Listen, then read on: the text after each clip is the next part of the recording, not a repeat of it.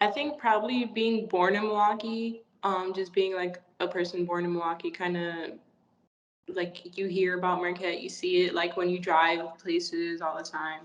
And my dad had this Marquette sweater when I was younger, and like he had given it to me when I was in middle school. And I feel like after that, like it just kind of like made me want to go to Marquette.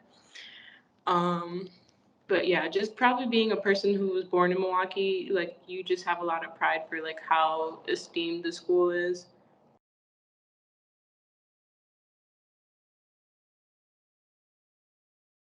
Um, Probably I think it was just like finding my group of friends. I feel like these are like a group of girls that I'll probably like be friends with for the rest of my life. Um, just having the same interests and like even being from different backgrounds and stuff like that, we all just like come together and like we're like a really solid, always supporting each other. They're literally texting me in a group chat right now. So it's like, like we're always together, we're always going out.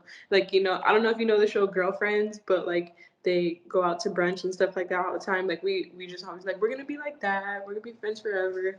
So it's just like probably like making all the memories and like taking classes with them.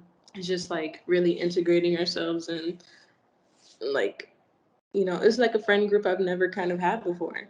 So it's really fun. Just I guess like community.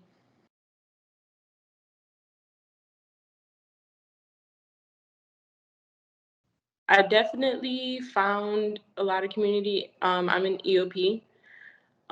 So like I feel like the support from EOP, like people like Miss Jackie, like even though she passed away, or like Miss Felice Paris or Eddie Guerrero. Just like a lot of like really good counselors, and like they always like did stuff to like try to like you know make us mingle and interact with each other and start community. Um, so I just feel like EOP has like probably been the biggest thing to like keep me coming back on campus, other than my actual classes.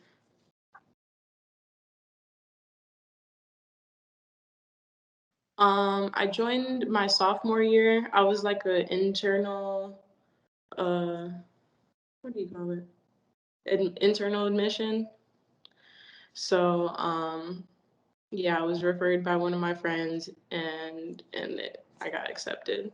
So after that, I feel like because I moved from Florida when I was in high school. I lived in Florida, so I didn't know like anybody here in Milwaukee. So like when my freshman year, I feel like I had a hard time transitioning and like meeting new people because this was just a different environment for me because I hadn't lived here in like 7 years. So yeah, like getting admitted into EOP really helped me like in my social life because I feel like I was like just go to school and go home my freshman year. So after that, I feel like I found a really good community.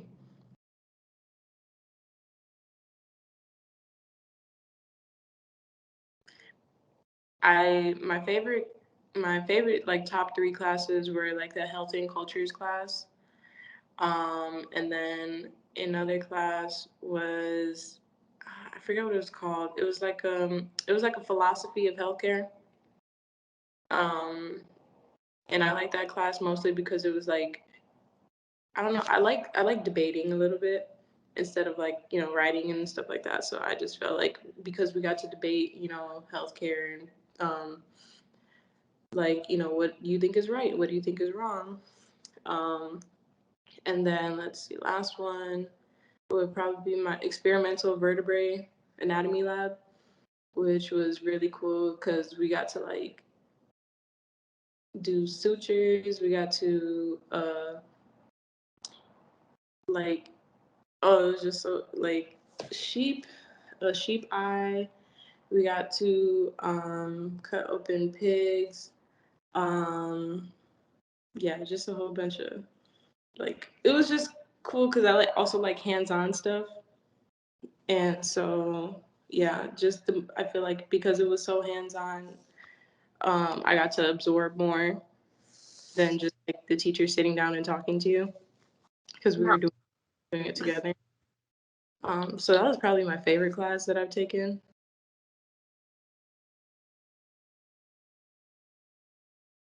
Dissecting like and stuff like that was showing me that I was like, um, I was just like I'm actually like good with my hands. Like I have steady hands. Like I didn't know that. Or this philosophy. No, it was a Theo class. No, my Theo in philosophy. I actually got really like good grades in Theo and philosophy. Where some people were just like, I don't understand this at all, or I don't get it. Um, it was Theo or like science, religion, and ethics, and I just didn't know, like, I guess how much I knew, like, of my own background knowledge about, like, religion and like, having, like, I guess my own discourses in my head and, like, being able to, like, talk about it in class. Um, and then there was, it was the service learning class that I had taken. Um, no, it was health and cultures where we did the service learning.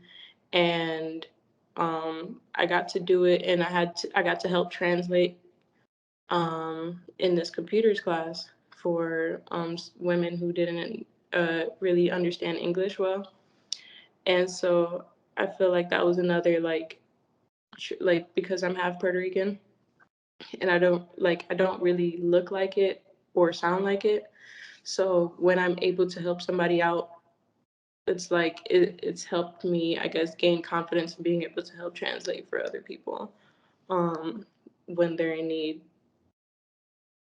So I feel like that's also helped me like want to be more of an advocate for people in translational services. I feel like working in like clinics and stuff like that, I've seen like some health professionals are like lack in that humanitarian like I guess energy. I don't know, like just the essence. And so like that's something that I want to stress about my patients is like make sure they feel like they're human and they're not like just numbers or like a chart or a dollar sign.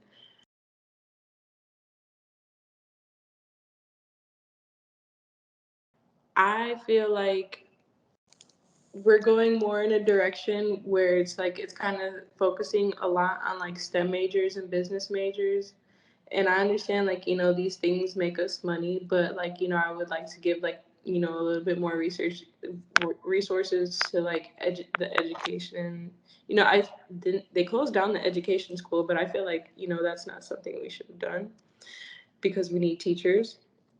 We need good teachers. So I just feel like, allocating resources, I guess, like more evenly throughout the colleges and stuff like that, and make sure like all students have like the same, ability to get, the education that we're paying, $40,000 $50,000 for. So yeah.